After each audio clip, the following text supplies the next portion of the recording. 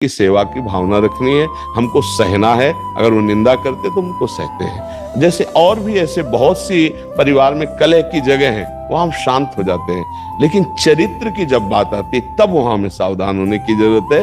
हाँ, उसमें एक्शन लेने की जरूरत है जिससे वो अगला कदम ना बढ़ा पावे, जिससे हमारा चरित्र दूषित ना होने पाए। हम चरित्र के विषय में उनको कहा था नहीं, सहन नहीं करना।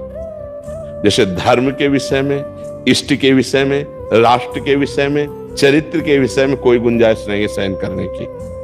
हम अपने ये नहीं, इसमें नहीं आएगा कि सामने वाला भगवान का अंश है, भगवान है और मैं ऐसा कहती हूँ तो मेरी भक्ति बाधा पड़ जाएगी। नहीं, सामने वाला यदि अधर्म आचरण करते हुए आ रहा है तो उसके लिए दंड रूपी पूजा अत्यंत आवश्यक है।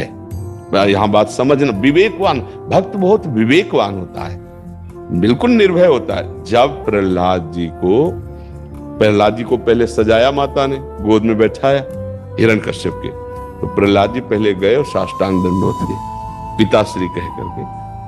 बहुत प्यार आया हिरण्यकश्यप को, पूछा बेटा तुम्हें पसंद क्या है? उनका भगवान श्री हरि की श्रवणम कीर्तनम स्मरणम विष्णुर पाद सेवनम अर्चनम बंधनम दास्यम सख्य आत्मनिवेद उठा के पटक दिया। ये किसने सिखाया इस छोटे से बालक को? दंड देने के लिए उतावला हो। प्रहलाद जी ने उसी समय फिर पिताश्री नहीं कहा, क्योंकि अब ये निज धर्म पर बात आ रही ना। हरि हमारे जीवन धन, हरि की निंदा तो कहा दैत्यराज, ये किसी के सिखाने पढ़ाने से नहीं होता। ये महापुरुषों की चरण रज के अभिषेक से ऐसी स्थिति होती है। और वो बालक इतनी खिलाफत हिरण्यकश्यप कर लिया कि पूरा का पूरा अपना बल प्रयोग कर डाला। त्रिभुवनपति था। पर कभी अगर हम अपने धर्म के लिए चुप रहेंगे तो कल हमारे धर्म का नाश करने के लिए और भी बढ़ जाएगा। हम पहले कदम पर उसको रोकते हैं। अगर हमारी राष्ट्र सीमा में जरा भी वो घुसने की कोशिश करेगा, पहले कदम में मार के गिरा देंगे। अगर हम छोड़ देते हैं तो हमारी राष्ट्र हानि में आ जाएगी। ऐसे ही हमारे चरित्र पर, यदि हमारे शरीर पर कोई ऐसा, तो उसके लिए फिर महाराज जी तब वहाँ मैं भाव कुछ नहीं होगा कि मेरे लिए और मेरे प्रियजनों के। हाँ, इसमें एक भाव देखना है कि उस समय हम धर्म की रक्षा कर रहे हैं।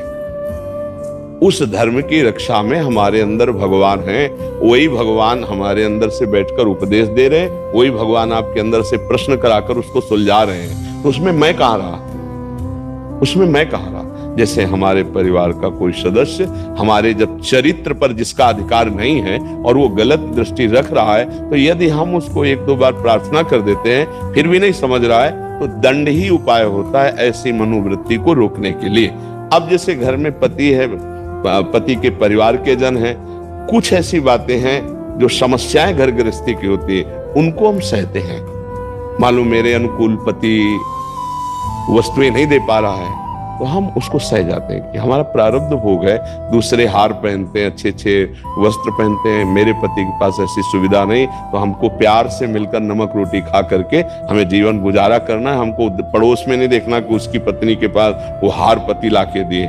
ऐसी परिस्थितियों में, या जैसे सास ससुर हैं, उनका थोड़ा कटु व्यवहार है और हमारे पूज्य हैं, हमको